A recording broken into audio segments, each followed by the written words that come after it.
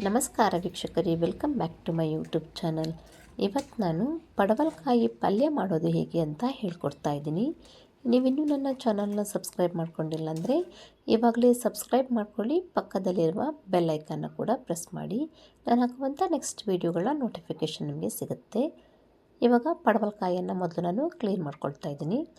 ಪಡವಲಕಾಯಿಯ ಮೇಲಿರುವ ಸಿಪ್ಪೆಯನ್ನು ಈ ಥರ ಚಾಕುವಿನಿಂದ ಕೆರೆಸಿ ತೆಗಿಬೋದು, ಇಲ್ಲ ಅಂದರೆ ತರಕಾರಿ ಸಿಪ್ಪೆ ತೆಗೆಯೋದ್ರಲ್ಲಿ ಕೂಡ ಇದನ್ನು ಈ ಥರ ತೆಗಿಬೋದು.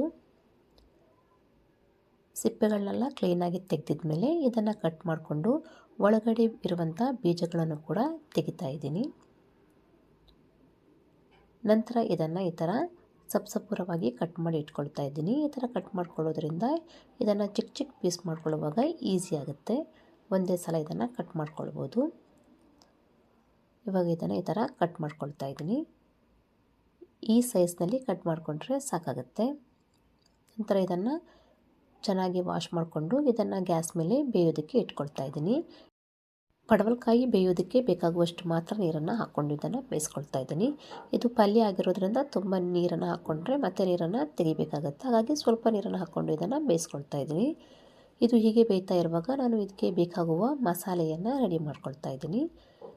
ಇದಕ್ಕೆ ಮುಚ್ಚಳವನ್ನು ಮುಚ್ಚಿ ಬೇಯೋದಕ್ಕೆ ಇಡ್ತಾ ಇದ್ದೀನಿ. ಮಸಾಲೆ ರೆಡಿ ಮಾಡೋದಕ್ಕೆ ಮಿಕ್ಸಿ ಜಾರನ್ನ ತೆಗೆದುಕೊಂಡು ಇದಕ್ಕೆ ಅರ್ಧ ಕಪ್ ಆಗುವಷ್ಟು ಕಾಯಿ ತುರಿ, 2 ಬೆಳ್ಳುಳ್ಳಿಗೆ ಎಸಳು, 1/4 ಚಮಚದಷ್ಟು ಅರಿಶಿಣದ ಪುಡಿ, 1.5 ಚಮಚದಷ್ಟು ಸಾಂಬಾರ್ ಪೌಡರ್, ರುಬ್ಬೋದಕ್ಕೆ ಸ್ವಲ್ಪ ನೀರನ್ನು ಹಾಕ್ಕೊಂಡು ಇದನ್ನು ತರ್ತರಿಯಾಗಿ ರುಬ್ಬಿಟ್ಕೊಳ್ತಾ ಇದ್ದೀನಿ.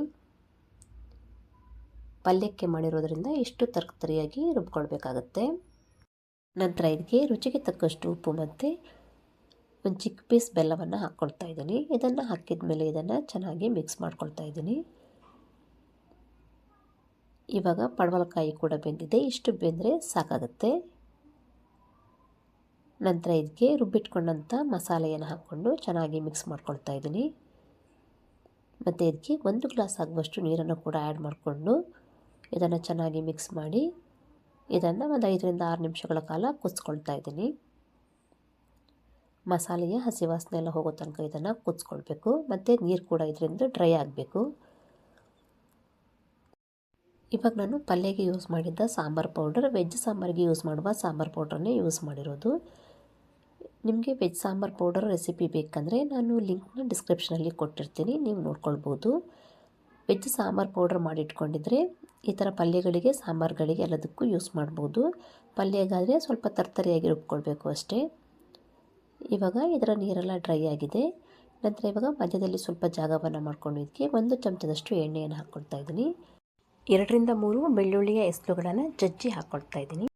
ಇದನ್ನು ಹಾಕಿದ ಮೇಲೆ ಪಲ್ಯವನ್ನೆಲ್ಲ ಅದರ ಮೇಲೆ ಕ್ಲೋಸ್ ಮಾಡಿ ಮುಚ್ಚಳವನ್ನು ಮುಚ್ಚಿ 1-2 ನಿಮಿಷಗಳ ಕಾಲ ಇದನ್ನು ಮತ್ತೆ ಲೋ ಫ್ಲೇಮಲ್ಲಿ ಬೇಯಿಸ್ಕೊಳ್ತಾ ಇದ್ದೀನಿ.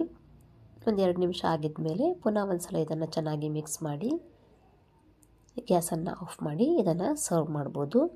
ಇದು ಅನ್ನದ ಜೊತೆ ಸೈಡ್ ಡಿಶ್ ಆಗಿ ತಿನ್ನೋದಕ್ಕೆ ಚೆನ್ನಾಗಿರುತ್ತೆ. ನೀವು ಕೂಡ ಈ ರೆಸಿಪಿಯನ್ನು ತಪ್ಪದೇ ಟ್ರೈ ಮಾಡಿ. ನಾನು ಹೇಳ್ಕೊಟ್ಟಿರುವ ಪಡವಲಕಾಯಿ ಪಲ್ಯ ರೆಸಿಪಿ ನಿಮಗೆ ಇಷ್ಟ ಆದರೆ ಲೈಕ್ ಕೊಡೋದನ್ನು ಮರಿಬೇಡಿ. ನನ್ನ ಚಾನಲ್ನ ಹೀಗೆ ನೋಡ್ತಾ ಇರಿ. ಫ್ಯಾಮಿಲಿ ಮತ್ತು ಫ್ರೆಂಡ್ಸ್ ಜೊತೆ ಕೂಡ ನನ್ನ ರೆಸಿಪಿಯನ್ನು ಶೇರ್ ಮಾಡಿ.